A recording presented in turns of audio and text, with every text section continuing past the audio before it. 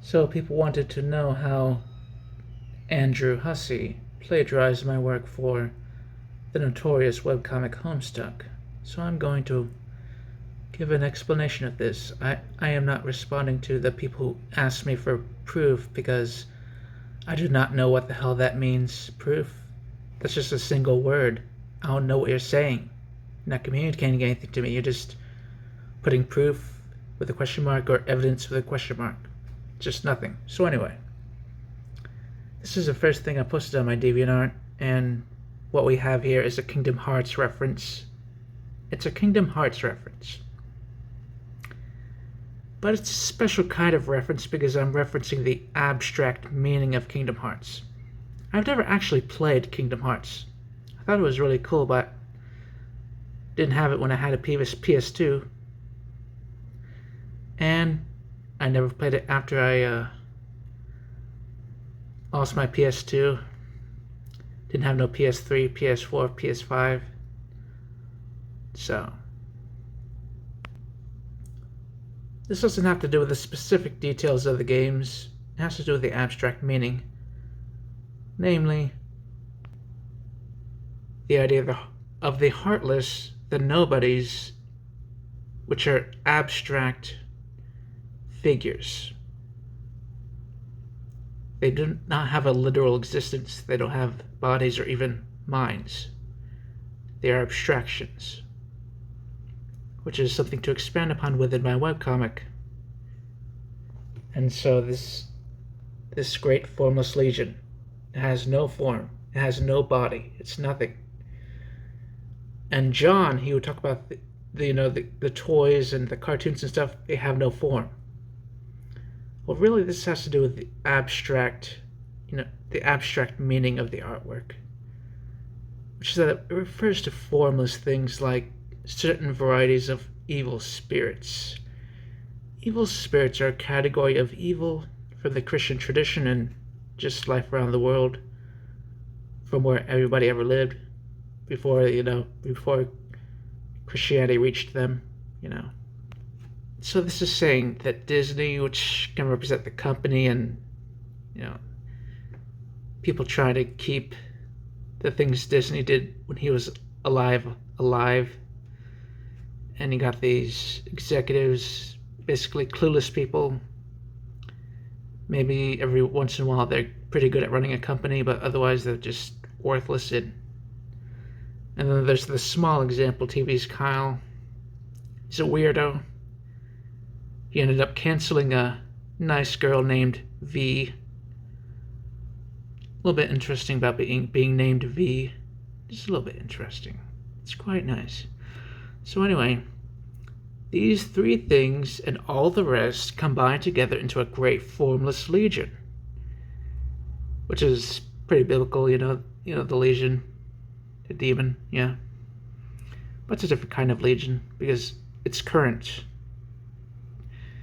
Jesus cast out that legion, and this is just a Kingdom Hearts reference. It's a test. This test is the special tests of the trickster. Do you notice this obvious Kingdom Hearts reference? It's obvious. I mean, if you have a brain, if you actually grow up, it's obvious. Because the norm, back in 2009 or whatever, the norm was for people to grow up only partially. You have this part of them that's an adult and this part that's basically still a child, and they called it the inner child. That was not a good situation, because all these people with inner children, oops, little spooky timing, all these people with inner children, they look at this and they cannot see the Kingdom Hearts reference because it's the kind of reference an adult would notice. But the part of their soul that forms the inner child is not an adult. So it cannot obvious this reference, no matter how obvious it is. Now we move to the main topic, Homestuck. Here we have some ogres, the various ogre things. These ogres also represent abstract things in a crude and primitive way. It's very pagan, the way Andrew approached this, but basically, these chess people, these whatevers, these little bad guys, they represent creatures of the spiritual dimensions, specifically focused on the white and black domains. Hence the chess motif, See? Chess. So anyway, Andrew got rich because people were too stupid, too retarded to understand the Kingdom Hearts reference, because otherwise there would be nothing special about this. It's just some fairly dumb things that represent little evil creatures that are not literally existent as we would expect, at least back in those days. And here we see this, again, armies of light and darkness, much like in Kingdom Hearts, but shitty. Not worth remembering. Returning to my ballad, we have here pretty much the whole ethic of the Caliborn character, the green skeleton. This green skeleton. Iron will, manliness, harem, wisdom, bacon. This is ascribed to John Cristofalusi, but of course I saw him as a mentor. I learned from him every day. This description here is quite accurate description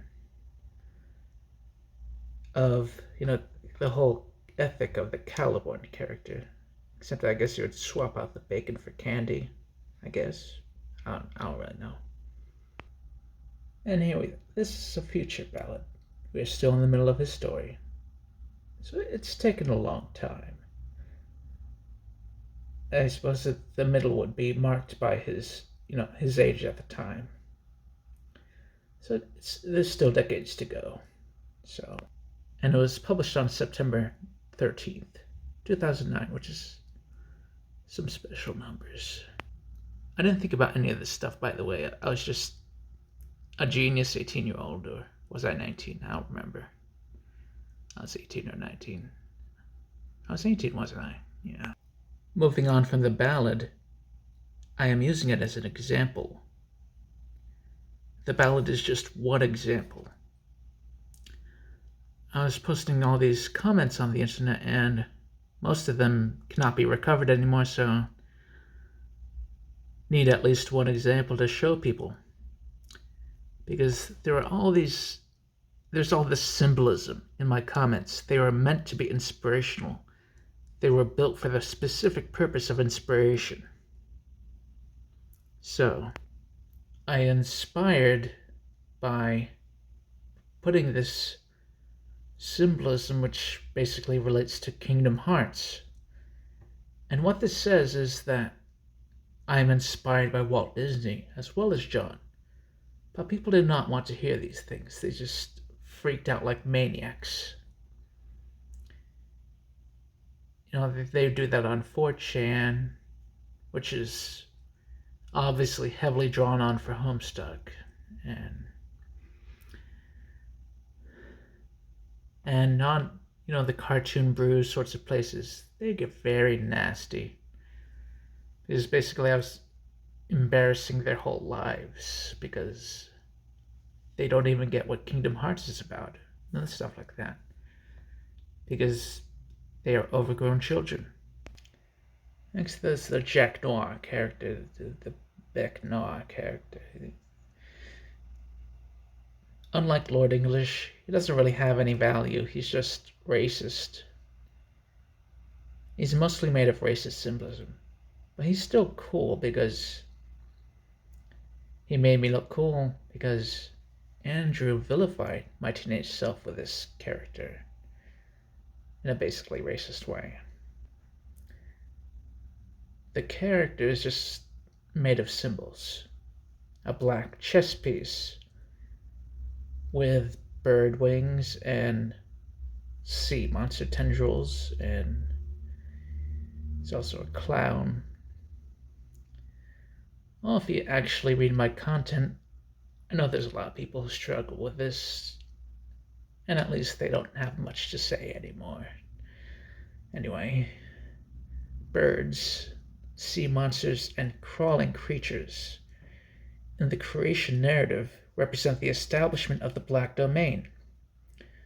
The first three most important creatures for this was those. That explains the curious order of creation, because people ask, why does God make that then? Where is light coming from? Where is heat coming from? Where's the moon doing whatever? What was all the plants and animals doing? What are they eating? They just don't get the spiritual symbolism. And the symbolism is actually built into the world, by the way. There's real life symbolism. Real life symbolism is mainly associated with a trickster. The trickster is a very intuitive reality because he's a necessary being. He couldn't possibly have not existed.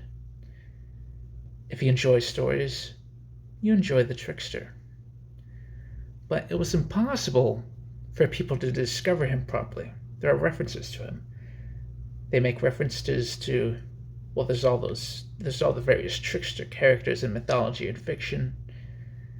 There's also a book called The Trickster and the Paranormal. And I also read a blog where this dude can't really remember what he said, but he would talk about the trickster. But he couldn't really be put together because the trickster is mystery. And so you're not going to unlock his mysteries without his permission. I had permission because I was worthy. So after becoming worthy, I was immediately vilified by this racist character. I don't really care about the racism because, again, it makes me look cool. And that matters more than some nonsensical complaint about bigotry, which doesn't really matter, at least not right now. Which is not to say that the racism hasn't had an impact. Oh, it's had a big impact. It fueled the riots, the Black Lives Matter stuff, which is actually why that Andrew Hussey thought he could start a riot, But in the big picture, it doesn't really matter, Sin happens, bad people do bad things. It doesn't really matter yet. The John Egbert character basically signifies, various things. Namely, the wind of inspiration. He also merges, John's name, John Christopher Lucy, with Roger Ebert. So, also eggs. It's a compacted name. And this compacted name has a lot of significance. Can't really say it's a coincidence. I really like birds. And birds will crap on you if you do certain things. Now, John Egbert was basically a Doc's attempt, like the Kiwi Farms thing. I had some Homestuck fans a few years ago start ranting and raving about wanting a Kiwi Farms thread for me, but that was just their way of struggling with the fact that that's what Homestuck was in the first place. Homestuck was the Kiwi Farms thread. People enjoyed Andrew's Kiwi Farms webcomic, with all sorts of symbolism contained inside, from the characters to the situations to the dialogue lines. This was nice sirens, yeah. This was built by, I was attempting a teenage revolution, starting when I was 15 years old. I was trying to change the world, and I wanted to become a billionaire, but seemed realistic if I just became just some artist working with other artists. But even that became unrealistic. Impossible, more like. There's also the cuteness, as was done by some fans and team members. Andrew couldn't really do it on his own. This cuteness was something that I was emphasizing because my work, it joins together cuteness with scariness in reference to Japanese culture, because kawaii, two words are very similar. Scary, cute, it's very similar. And that's just my whole... I mean, look at how the webcomic actually started. Literally MS Paint scribbles. Andrew was inviting his fan base to project upon these extremely simple drawings, quite primitive. And the way these drawings were formed, it could easily excite the imagination. It's much like cold reading techniques as fake mediums would use, because basically Andrew was recognizing that he had an opportunity to become rich while expressing his man-child frustrations. I don't know what he did every day, but what he did every day doesn't really matter. I believe in a multiverse. That's why there's all this multiverse media around lately. They keep doing it over and over, even though it's basically Rick and Morty every single time. They go, we're this galactic federation of a single character. Who wants to know a galactic federation of a single character? You'd have to have a really deep character to find much interest in seeing an infinite amount of copies of that character. Again, just giving an example of how the way the webcomic started off, it's really not much there to be special. You got this generic dad figure, you got this kid being attacked by imps. Why go crazy for this stuff? By itself, the characters could be just basically jumbles of shapes, hardly even the design. Andrew invited his fan base to project upon these shapes, and then he filled in the details from what they could see. Andrew didn't need to come up with anything on his own. When he came up with everything on his own, he came up with Psycholonials, which is basically about my best friend who joined the team. I mean, this is the way that the thing starts. Basically nothing. Just symbols. You see the 3 teeth there? Well, even something as simple as that can have symbolism. Abstract depictions were pioneered by Jack Kirby and other notable comic artists and writers. These depictions evoke the cosmos. The cosmos is featured quite prominently in Marvel and DC and other stuff, like the Twilight Zone, or maybe not. And the cosmos is, in fact, real. It's a special level of the heavens, defined by God encountering non-existent things. God, his dimension, his kingdom, just sort of encroaching against the borders of foreign frontiers in which intelligent entities exist. These entities do not exist, but that's not the same as them being nothing. Like, for instance, stories do not literally exist, but stories are still real in that way. They're still real. And there's a lot of stranger things than that to be discovered in the near future in the cosmos, you know. The visuals were fueled by the spiritual apprehension of people like Jack Kirby. See, this dude, he's an abstract configuration, you know. Another example would be Death Stranding.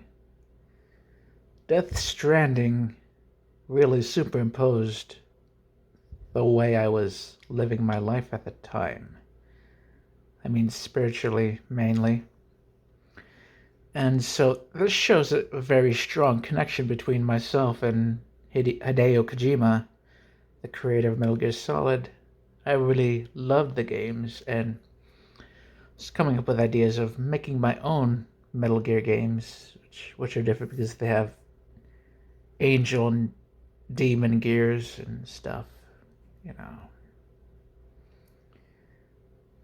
The way the abstract, not so much abstract, the symbolic nature of it, most obviously restoring connection. There's a lot of resonance there between the game and myself. I'm just not some random fan. I'm on the wavelength of Hideo Kojima. I'm on his wavelength. You know, the wavelength is the abstract part. So let's go back to Homestuck, which basically got some vague Metal Gear symbolism by accident because he was doing things like plagiarizing me, who enjoyed Metal Gear so much. The Jade character actually started having quite a lot of derivation from actually the movie Up by Pixar. Has a source in the movie Up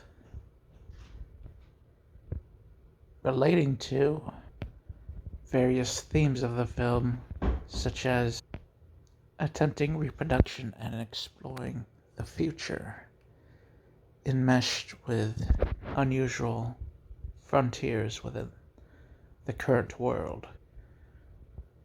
The Jade character is close with two characters, Karkat and Dave. Really, this character represents my best friend. The profundity is that the character was made before she became my best friend, and so that's one of the reasons why people can't even handle acknowledging that my best friend joined the Homestuck.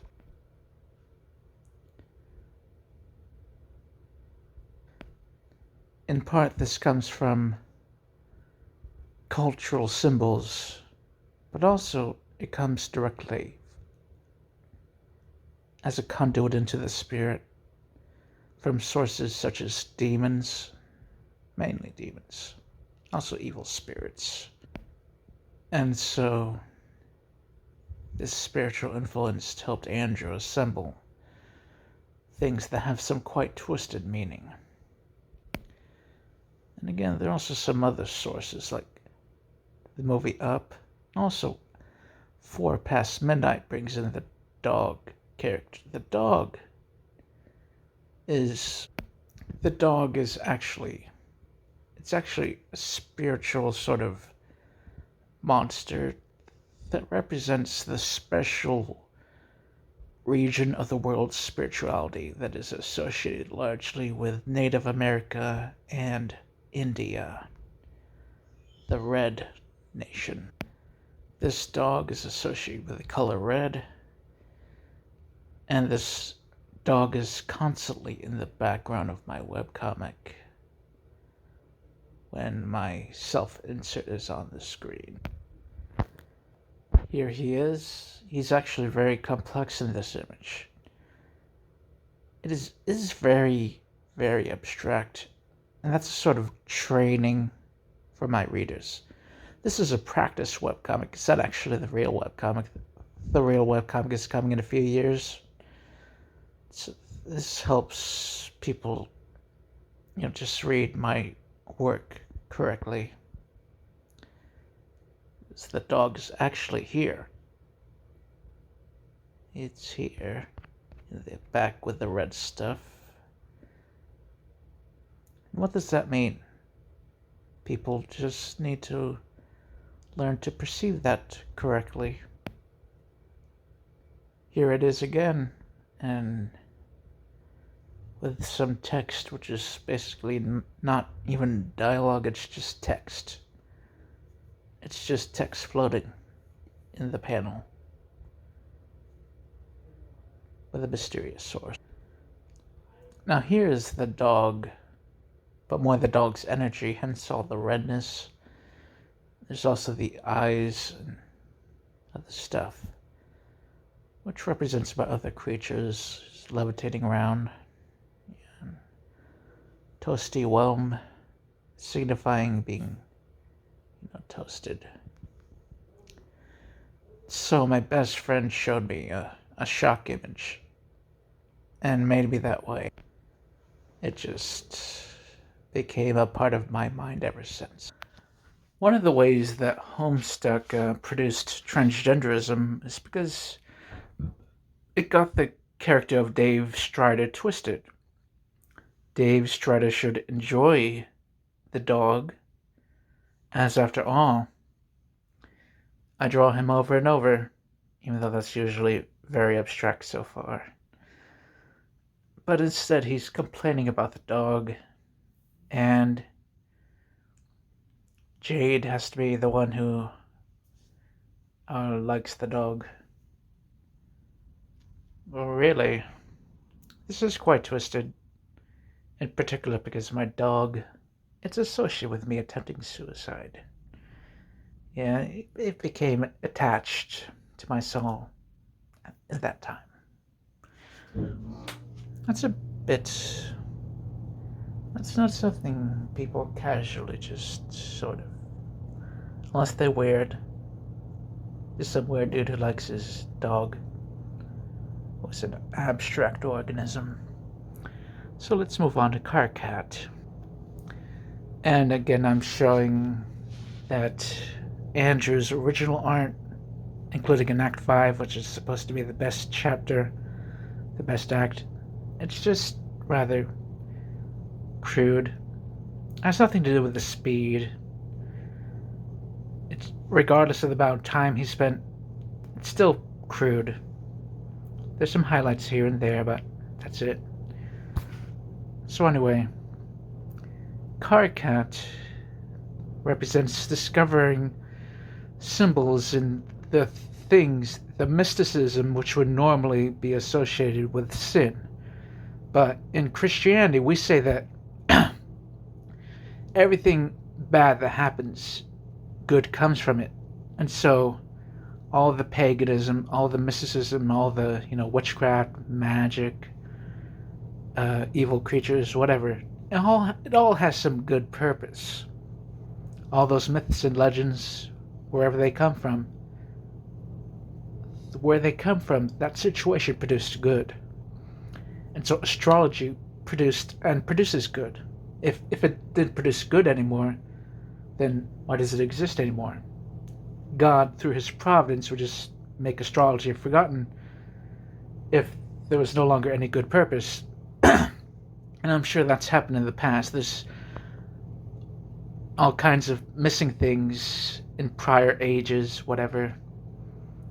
They had a good purpose for a little while, but after that little while, especially regarding an individual age, as I talk about in my Substack in certain places, certain things are good only within an individual age, and then after that age is over, it's not even a memory of that. It was once a big deal, now there's not even any memory except maybe a little bit of symbolism. It's actually the sort of thing we're looking at here with Carcat, because I basically, through spiritual visions, rediscovered a secret of a lost age, and of course the secret is quite personal.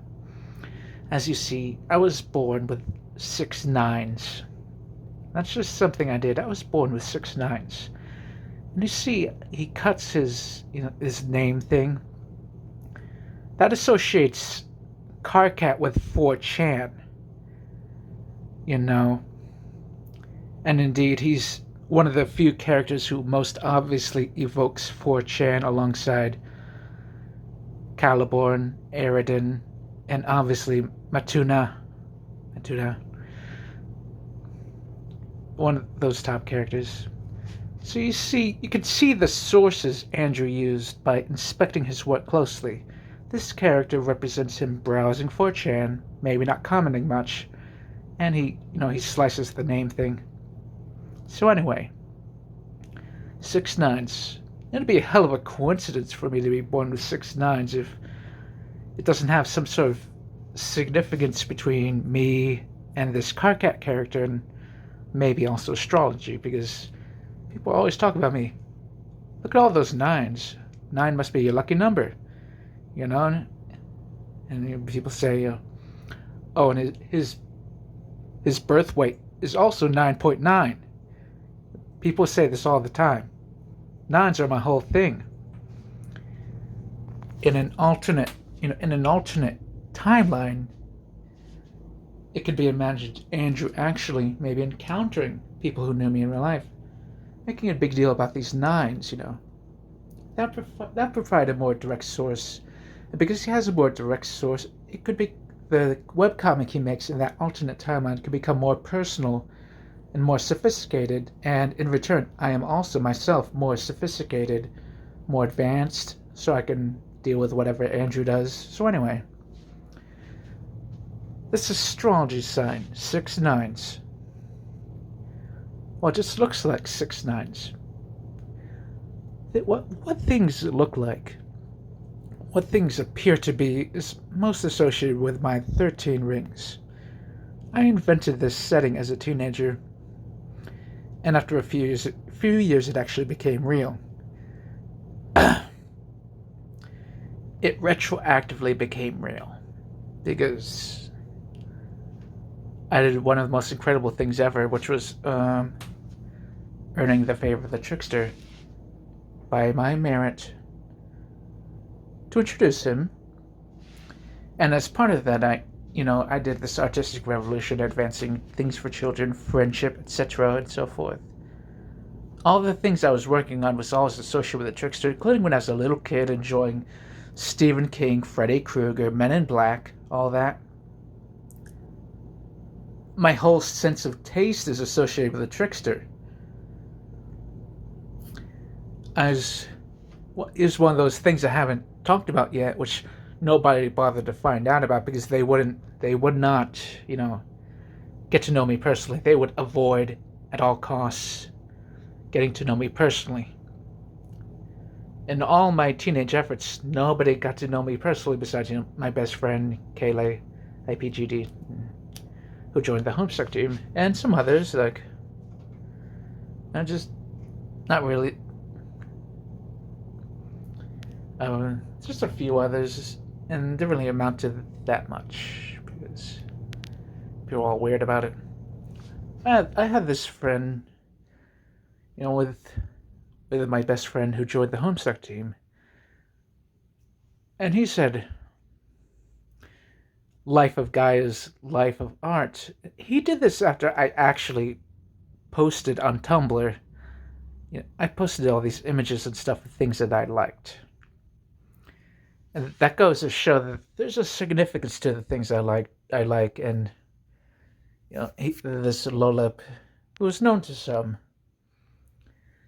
you could tell, immediately, and you could expect that pretty much anybody could tell immediately if they actually got to know me. Say the things I like Twisted Metal, Stephen King, Men in Black.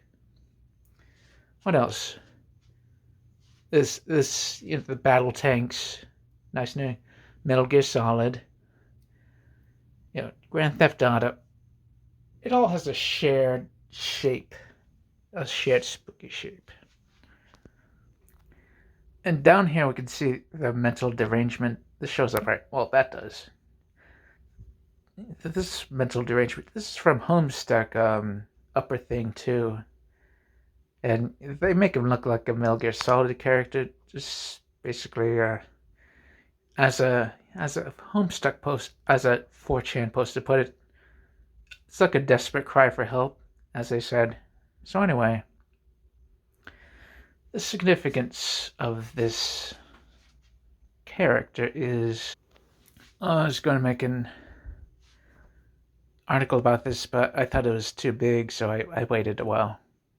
Yeah, and now it's about ready to finish. So the astrology signs relate obscurely to 12 spiritual figures. It's very obscure. It's pretty much guaranteed you won't be able to figure it out unless you're supposed to. And the 13th sign also relates to Jesus. The 13th sign, the one with the snake, because it represents Jesus as a medic going against Satan, as I talk about in an article. One of the articles I haven't finished yet. And so this is pretty profound because you can actually see Jesus as the 13th. That's Jesus as the 13th, the one with the snake and the staff or whatever.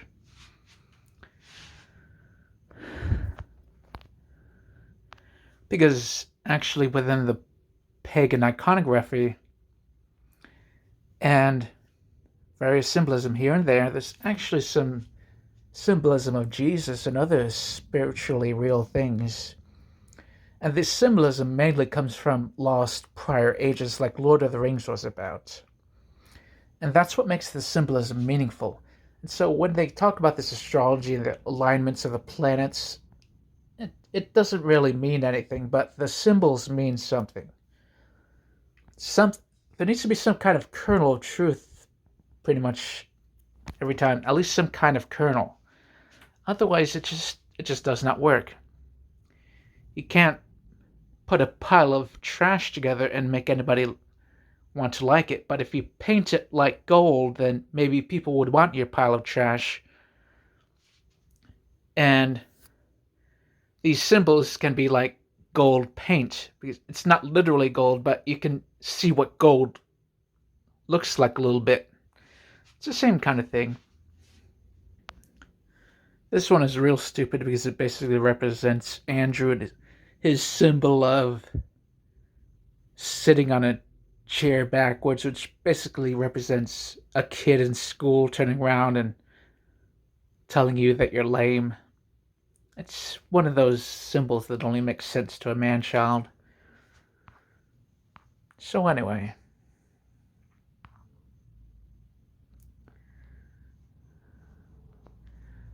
I was working on developing knowledge of the pagan iconography, and I was doing this specifically through a comic book. In this comic book, every single apocalypse happens at once, including the Christian apocalypse. But it wasn't exactly like the original stories. When I saw the original stories, I did not like them. It just seemed like they weren't the real stories. So I want to make the real stories about Titans, real stories about Loki, real stories about Zeus, real stories about just whatever. The Wandering Jew, every story. I want to have some real stories, not stupid, crappy stories that come off like a Mexican soap opera. So that was literally what I was working on. Nope, I didn't talk about it directly, but I was putting inspirational material out there. And so Andrew seized upon this inspiration, and he plagiarized things from people like Stephen King and, just others. And he mixed in all this stuff he took, and he listened to his readers, giving them what they wanted. And this made him a millionaire for a while, then eventually fell apart, became a complete mess. Not only did people not like to remember it fondly, in fact, they preferred not to remember it at all. It all goes back to me being a teenager working on stuff like an apocalypse that includes alternate apocalypses, which is associated with alternate spiritual realities which are friendly to God. And in my webcomic, I have been developing the massive power of Hellhound Ragnarok tearing irreversibly into the currents of the mainstream world in a never-ending scream. The scream erupted out of the memes, failures of mainstream functioning, and the weak. Rest time. For some reason, they don't do it.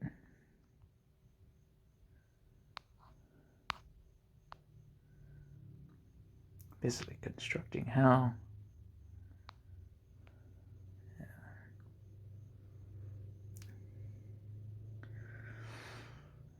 Yes. Initiating Ragnarok, the twilight of the gods.